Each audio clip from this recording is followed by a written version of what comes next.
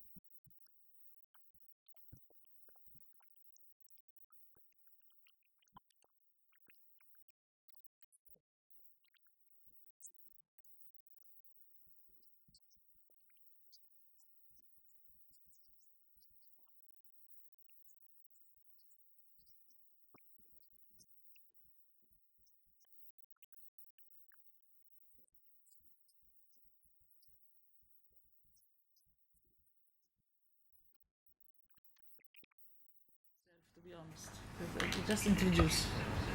Yeah, I'll do a longer introduction with my presentation, but It's in your presentation. Okay, then we'll stick to this one. you'll hear Stick to that. this one, yeah, because it's almost half Dutch.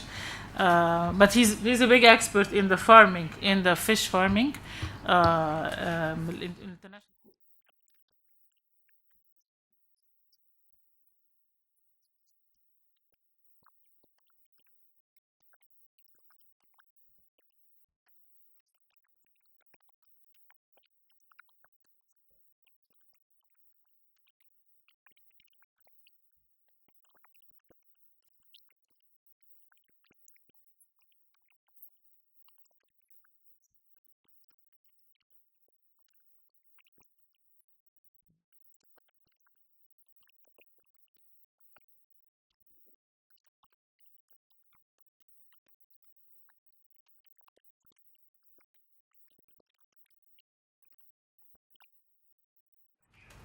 I will do my presentation in English, as you can understand. No, that's fine.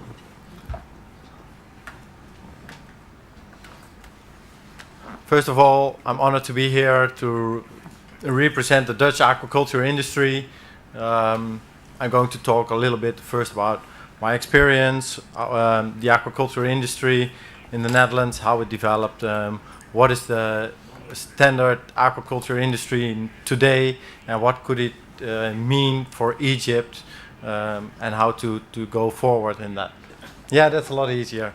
I studied aquaculture in Wageningen University, and I have a master degree in aquaculture with more than 11 years practical experience with several fish species, mainly tilapia, but also eel, catfish, trout.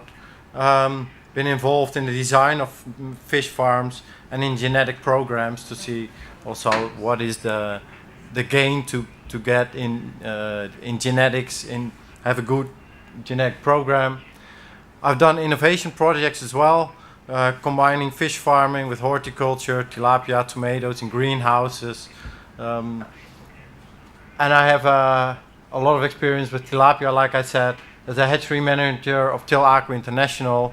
And through that company, I visited many countries and got a lot of experience in tilapia. So I know the problems in Egypt with tilapia farming and what has to be done to improve that.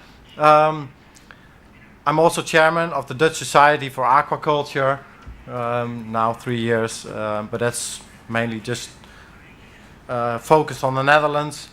Nowadays I'm self-employed independent consultant, so I don't work for Til Aqua anymore. but I have a good connection with them, and I know the aquaculture industry in the Netherlands very well. It's a small country. Our country is 150 kilometers wide, 250 kilometers from the north to the south, so connections are made quite easily, and I know the sector, everybody really well. And I can say honestly that I'm a famous fish farmer. And why do I think I can say that? In 2007, when I worked for Tel Aqua, we made a promotional video for the company and we placed it on YouTube. And as you can see, next one, it's on the YouTube, and you can't see the digit on the presentation, but 2.8 million people viewed the promotional video. So I can honestly say, definitely a fisherman. I'm a fish farmer with 2.8 million people have seen me. I think I'm one of the more famous fish farmers in the world. And it's nice because when I come to other countries, people always say, "Oh, I've seen you on the internet. I've seen you from the movie." So it opens doors. So the Netherlands, we're a small country, but we're large in agricultural production. We're agricultural producer number 3 in the world, while we are a really, really small country. Now how can we do that, and why did we achieve that? Our country is an expensive country to produce nowadays. Our soil is expensive because we're also a really crowded country with relatively a lot of people. So there's a strong interaction for land use, and labor is expensive as well. Labor is more than 10 times more expensive in the Netherlands than it's in Egypt. So to be competitive in world market, we have to be really efficient and have a high production level per square meter. And how could we achieve that? Due to a good educational level. Many farmers nowadays in the Netherlands, whether they're pig farmers, chicken farmers, or aquaculture farmers, they have all a university degree. And that's an important thing for improving your sector. An educational level helps to improve your sector. And I said before, Wageningen University, I'm proud to have studied there because it is the best agricultural university in the world. I made a presentation not with many pictures, but I placed some pictures in it, otherwise people would get bored. You can see it here, Wageningen University. Well, it's not a clear, sharp view, but it's number 1 in 2017 agricultural universities in the world. We were second in 2016, 2015 we were second as well. We are one of the best universities worldwide in agriculture. And it's an old university. And to come to aquaculture, the Wageningen University started with aquaculture already more than 40 years ago. They started a department for aquaculture back in 1977. Then there was almost no aquaculture in the world, but Wageningen University already saw an opportunity and saw that will happen in the future. We're going to make a separate department specialized only for aquaculture, and we got a professor for it. And back in that time, there was not much knowledge about aquaculture in the Netherlands as well. But our natural waters were not well for cage farming because of shallow waters. Our climate is really not well for cold water species. Our summers are too hot, while for warm water species our country is too cold. We still have freezing winters. So to do something in aquaculture, we had to do it indoors. We had to do it in recirculation systems. That was the only option for the Netherlands to do something in aquaculture.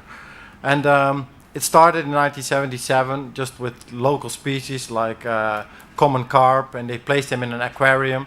But if you look at an aquarium, it's actually kind of micro recirculation system.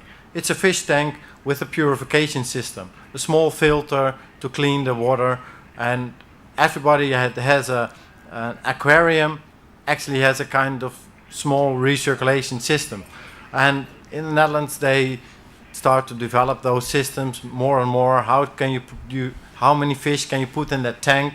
What's the design of your filter to keep as many fish as possible in a small system? And because in those recirculation systems you can control everything, they didn't only have to look for local species like common carp, but they also looked for other species like African catfish. African catfish was already produced in the Netherlands back in the 1980s. It was because we did it indoor, we could control the water temperature, and we saw already a good opportunity for it because it was an easy fish, quite tolerant for water quality, good feed conversion, fast growth.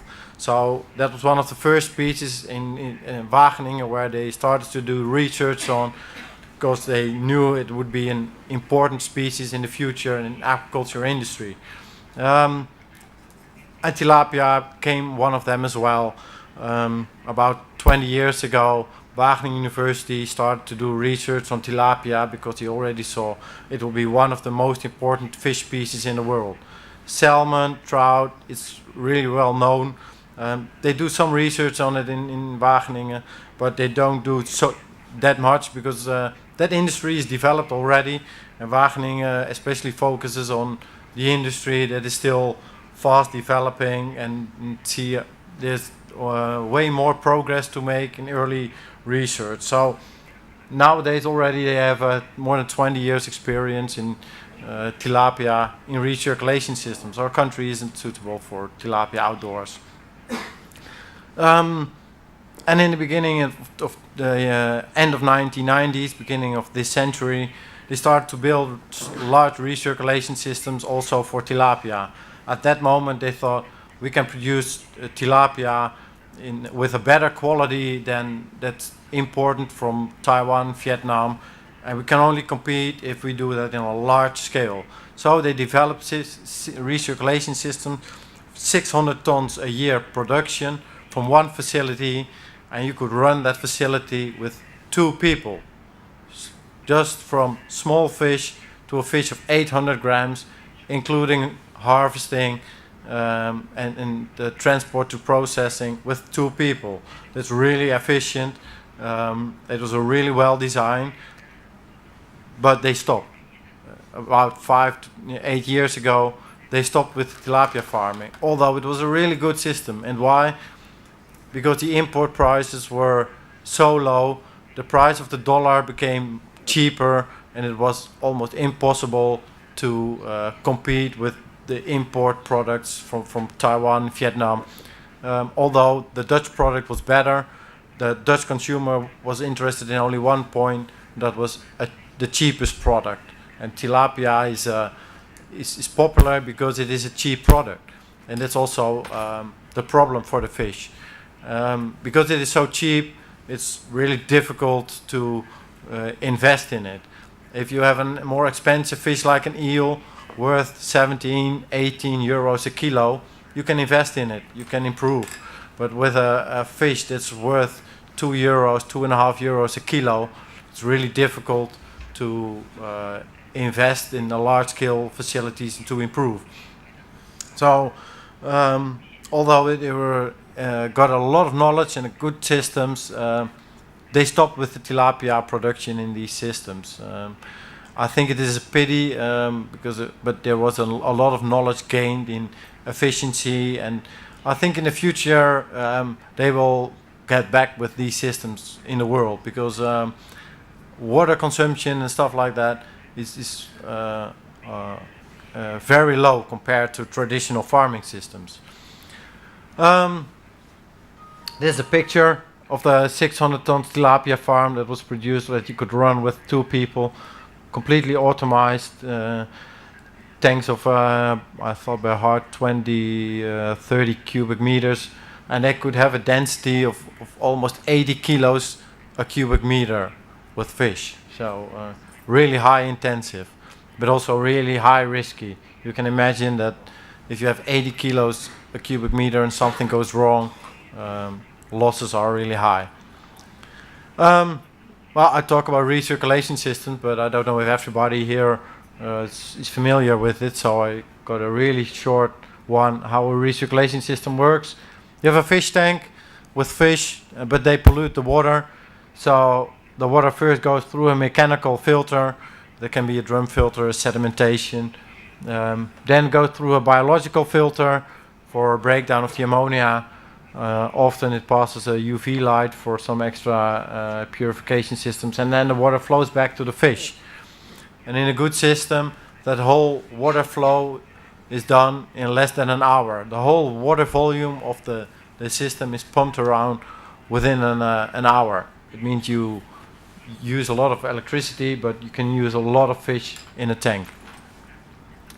So the aquaculture industry today, how did it develop? What do we do?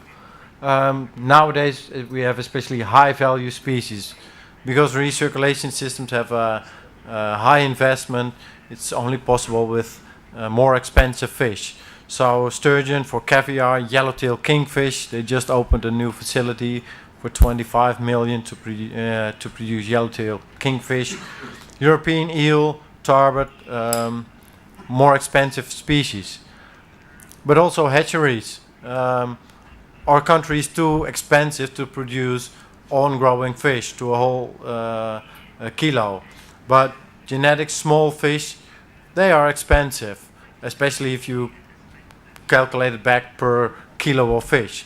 For one small fish, price maybe 2 or 3 euro cents, but you can have a lot of fish in one small tank. So there's a good market for hatcheries in the Netherlands. Catfish hatchery, tilapia. These are companies in the Netherlands. Til Aqua, probably known here for tilapia hatchery. Fleuren en Nooyen do catfish hatchery. They send broodstock all over the world. Their genetics is really well. And Hendrix Genetics is a Dutch company as well, more famous for pigs and cows and chicken. But they start to invest in aquaculture industry at the moment as well. Last year they took over one of the major shrimp producers, and they want to invest in aquaculture in genetics as well. Then the next step, something you see in the Netherlands is urban farming. Something I don't know if it's really well suited for Egypt, but you guys see a trend for sustainability, local production, and people say you should produce the fish where it is consumed. And in the Netherlands, they mean in the city, direct to the people. So urban farmers. And what did they do in the Netherlands? They placed a farm on the 7th floor of a building in The Hague. So the top building is a greenhouse, and one floor below they're producing tilapia now. It looks like this inside, and although the tilapia is a really cheap fish, so you would think, how can you produce that in a building on the 7th floor? That can be way too expensive. There is a good local market for people with a larger wallet that say, I want to have a sustainable product, a fresh product. They like to see that it's farmed local in their neighbors, and they can sell the fish for almost 10 times the market price for an import fish. And that's the way they can compete. It's not a market for whole Netherlands, but for small projects like this, they produce 20 tons a year. There is a market for them. So although it is a really expensive way to farm fish on the top floor of a building, if you have a good market for it, there is a possibility. So that's something that can be learned for in other industries. Look for your market. What does your market want? And is it can give you the opportunity. No, other way. Then you have a lot of construction companies nowadays. Like I said, we have a lot of experience. A lot of people from Wageningen University with a master's degree in aquaculture, but our country is too small, so they started to design farms and sell them all over the world. And nowadays we have several companies with worldwide experience in starting recirculation farms all over the world. And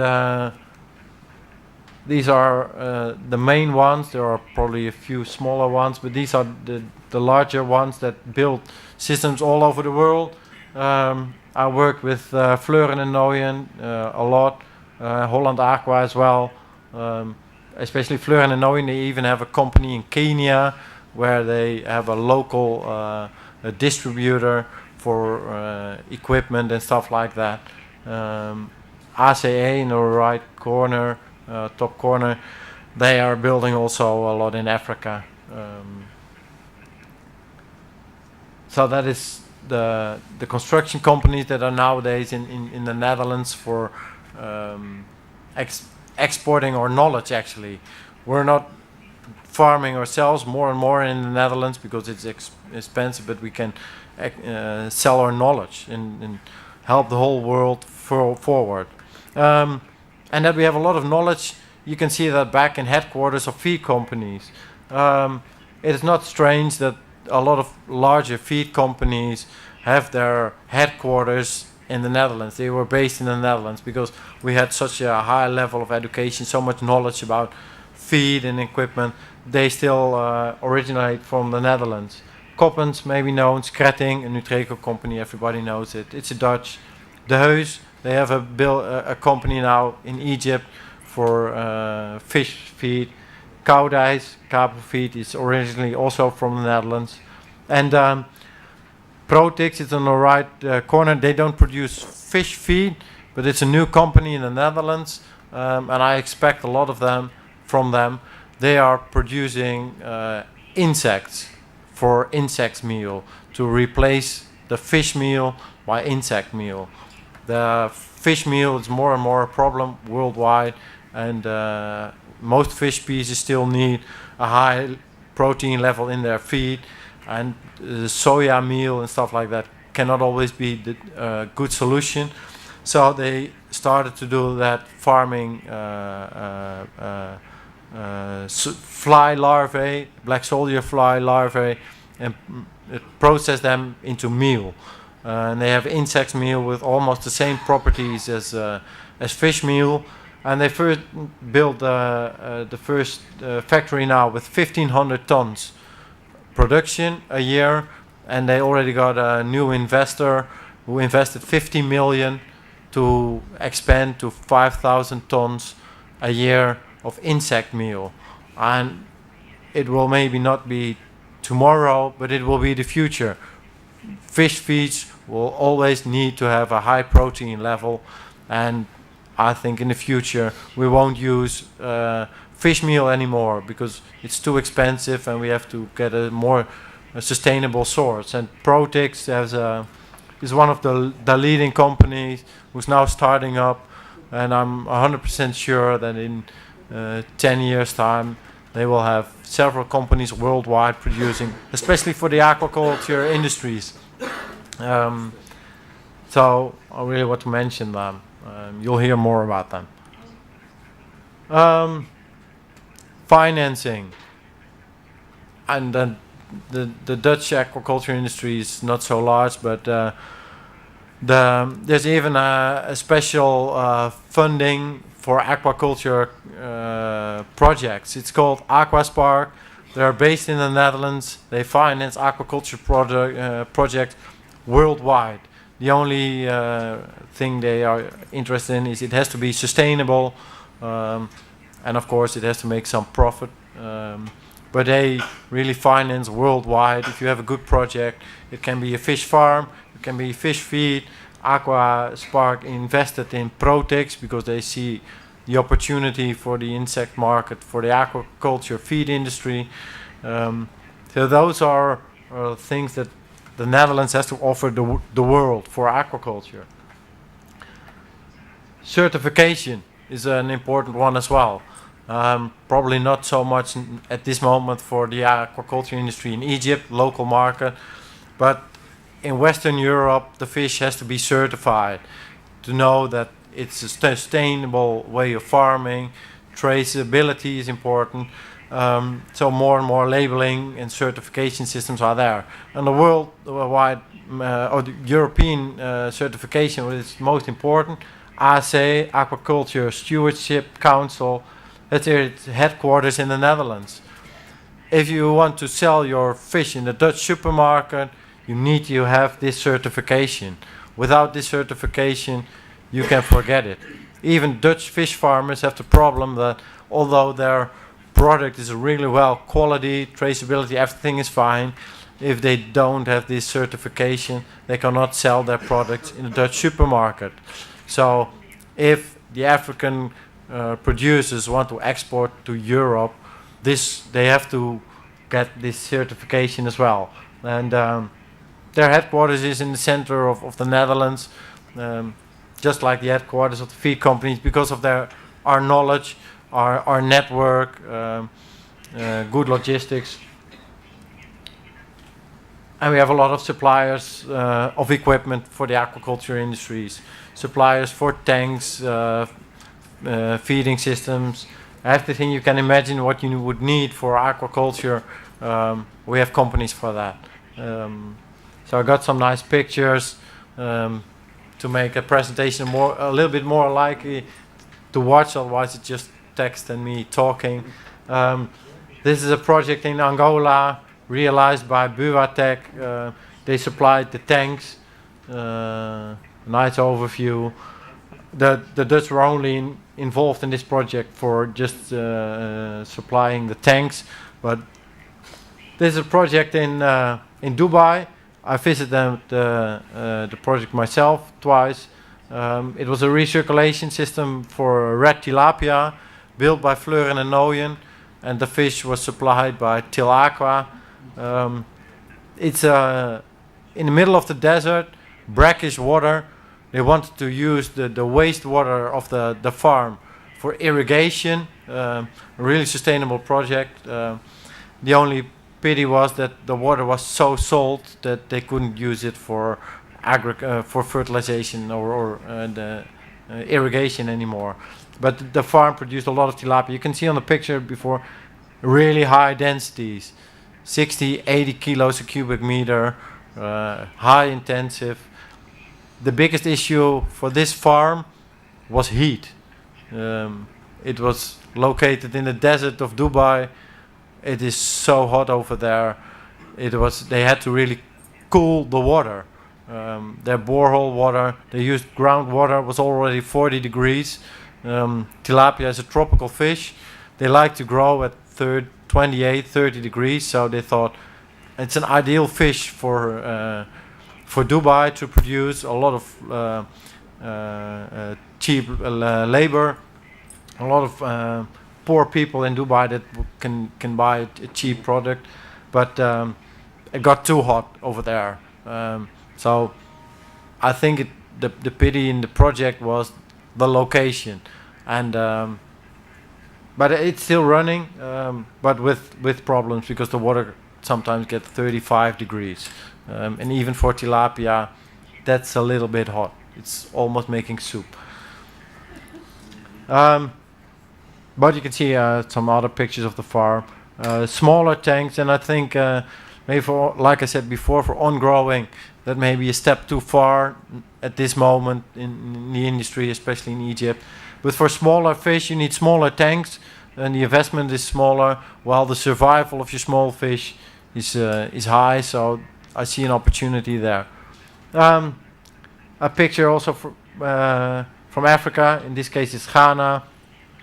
A large tilapia farm where the reproduction facilities, the hatchery, was all in recirculation onshore. You see that with the blue stuff on the picture with the filters. The fish were farmed in the recirculation systems until 3-4 grams, until they were big enough to transport to the cages, and from there on growing was done in the cages, because cage farm is really the cheapest way to produce fish. Not always the most sustainable way, because those fish pollute the water enormously, and in Ghana they have Lake Volta, but they're getting more and more problems, because if there are too many fish farms in the lake, the water quality gets more and more problems, and the level in the dam is decreasing as well. Now the cages look quite close, but last year the water level dropped almost 15 meters, and they had to walk quite a distance from the hatchery to the cages. Recirculation technology, advantages and disadvantages. I'll start with the disadvantages because I like to end with the positive things. Disadvantage, high investment. You have to think with high investment at about 3 to 4 euros a kilo of production a year. So if you want to produce 100 tons a year, you have to invest at least 400,000 euros, which is quite a lot of money. But for a hatchery, more nice. There's a higher risk. If you have so many fish in a tank, if something goes wrong, you have 15, 20 minutes to solve a problem. Otherwise, all fish is dead. So you have to have a backup system, an emergency generator, everything backed up. A higher energy consumption compared to cages. You have to pump around the water. A higher educational level of workers. I don't know if that is a disadvantage. I've placed it here as a disadvantage, but I think hiring higher educated people is more in a benefit for you than a disadvantage. But they cost more, so that's why I placed them at disadvantage. Higher educated people cost more money. That's why it's a disadvantage. But for the rest, working with high educated people is a benefit. You have higher production costs, so it's more interesting for more expensive fish species. But then I come to the advantages and the possibilities. You have a low water consumption, only 200 liters per kilogram of fish. And the Dutch farms even realized to go down to less than 50 liters per kilogram of fish production. If you compare that with pond farming, for example, with pond farming you need approximately 5 to 10 cubic meters of water per kilogram of fish production. So you can produce more than 10 times more fish with the same amount of water. So when water is getting more and more limiting in the world, recirculation techniques will be the future. If your water source is limiting, if you want to produce more fish with the same resources. Yeah. I still have time, or? Okay. Almost up. Water quality control, because it's a recirculating system, you can control temperature, water quality, you purify the water, so water quality is really good, and it means good water quality is a good end product. A year-round production, you don't have a seasonal production like the tilapia industry here, because you control the water temperature and everything. You can produce whole year round. It means you can produce in the winter time when your competitors are not producing. There's a year-round production to the market, which the market really appreciates. Less diseases and mortality, because you have a controlled environment in the system. There's no influence of disease, and you have no natural mortalities. Maybe 0.5%, 1% mortality, but not like the figures are here from Egypt, like 40% mortality over the whole period farming. No, that's not necessary in recirculation techniques. You have a high productivity with a limited space, so especially in higher populated areas, it's closer production to the market. And quality control, quality of the flesh of the fish, quality of the taste, no muddy taste from that's often recognized with farmed fish, that they say they have a muddy taste. You can prevent that with recirculation techniques. And less environmental impact, which is quite important nowadays as well, especially more in Western Europe. So the opportunities I see for Egypt, recirculation techniques, starting with hatcheries. Why starting with hatcheries? Small fish are relatively expensive compared to large fish. the small fish have a higher value per kilo. You have a high survival. With a high survival, you have a stronger fry. You get a better management. If you farm fish in tanks, you can manage grade the fish. You can control parasites for small fish. I've seen a lot of farms with tilapia where they have huge problems with parasites in cage farmings or pond farmings. In recirculation farms, you can control parasites. It means you don't need to use medicines. You don't need to use hormones. And recirculation techniques that for grow out at locations where water is limited, or for more expensive fish. And combine recirculation with horticulture for sustainability. You can use the wastewater for irrigation. Those are the opportunities I see for Egypt at this moment, is for recirculation. Then how to go forward for the Dutch aquaculture industry together in Egypt. We can have the whole chain. I focus now on recirculation systems and producing, but in the Netherlands, as I explained, we have knowledge from feed ingredients, certification, end product, financing, but also marketing, how to bring your product to the market. That's all already developed in the Netherlands. There are different platforms to get in contact and to develop cooperation between the Dutch industry and Africa, like NAFTC, Dutch Aquaculture Food and Technology Center. And I want to pinpoint the Dutch aquaculture experts. I have one last slide. It's a unique collaboration I think in the world. The Dutch aquaculture industry stepped together and said, let's collaborate, because everybody's doing business in the world, feed companies, but they have the same clients, and they want to expand with the same clients. So Dutch aquaculture industries is a cooperation between private companies, but also governmental agencies like Wageningen Marine Research, that's from Wageningen University, University of Applied Science from Hogeschool Zeeland. They're from the government, but there are private companies, and companies like De Heus and Skretting, they're competitors. They're both feed factorers, but they work together.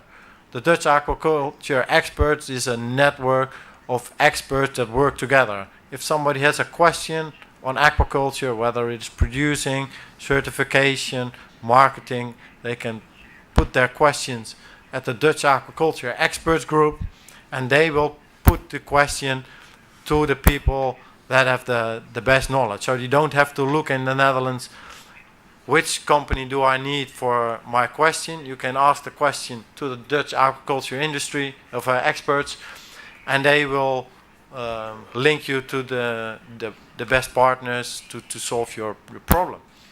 And that was my last slide. Thank you very much. Thank you very much. We're going to have the questions at the end after we're done with the three speakers.